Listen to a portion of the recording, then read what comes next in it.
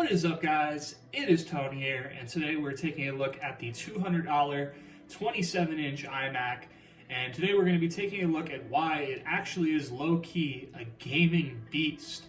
This thing is a all-in-one that has a 2560 by 1440p panel in it that you cannot play at all.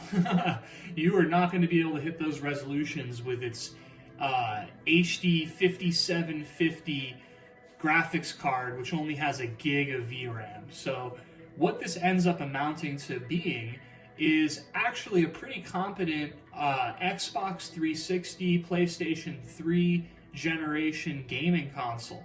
So at the price most people would pay for this, $300, $400, it may not seem to make sense, but at my cost of $200, and I would expect that these things will near that $200 consistently in the next year, that's kind of a bargain. $200, you got an all-in-one that'll play all of your favorite classic games from back in 2007 to 2010.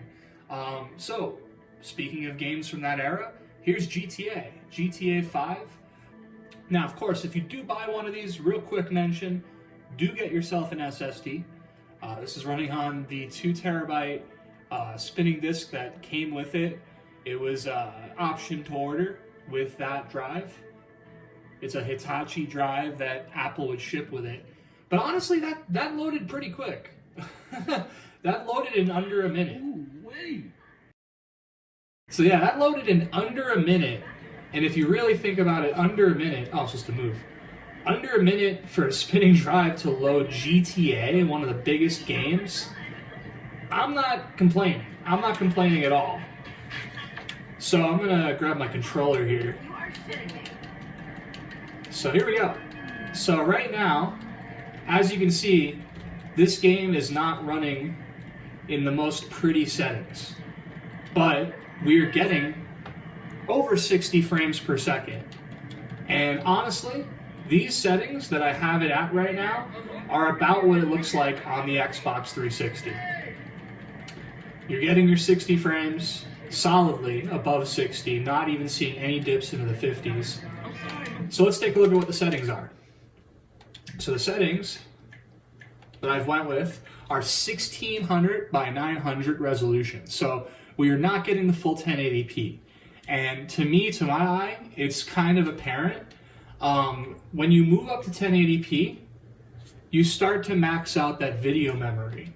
1 gig of video memory is not that great. So let's take a look real quick.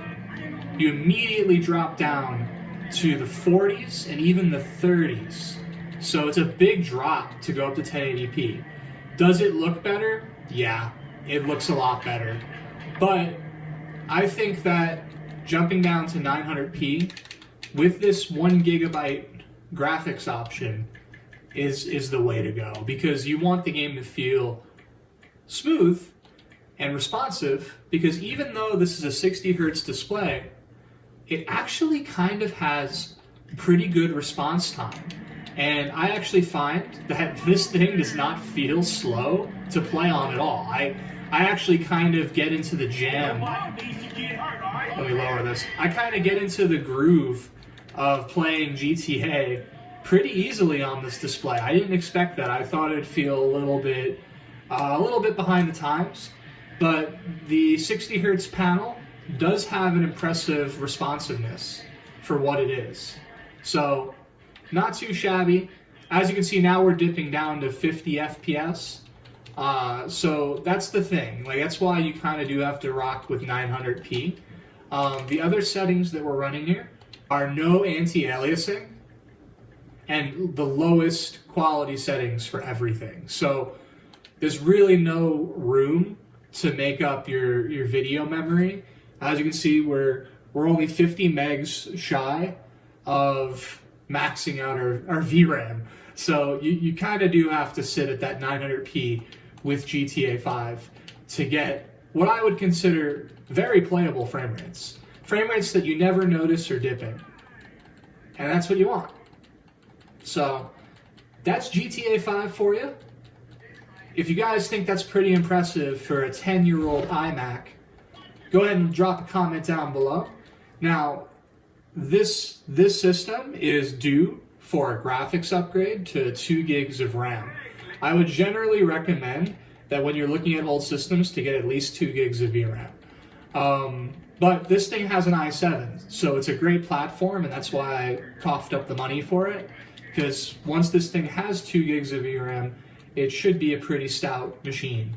So if you guys want to see that upgrade and see what this can do, go ahead and subscribe, because that video will be coming out in the near future, this year for sure. Probably toward the summer, because I need to, it's a big investment. I want to invest at least $200 into the graphics, because I feel like for $400, this is competitive with buying a gaming console straight up from a retailer. And I wonder, what this can do compared to buying a gaming console at that price. So stay tuned for that video, but there you go. Thank you for watching. Hope you guys enjoyed this video. I'll see you guys in the next one.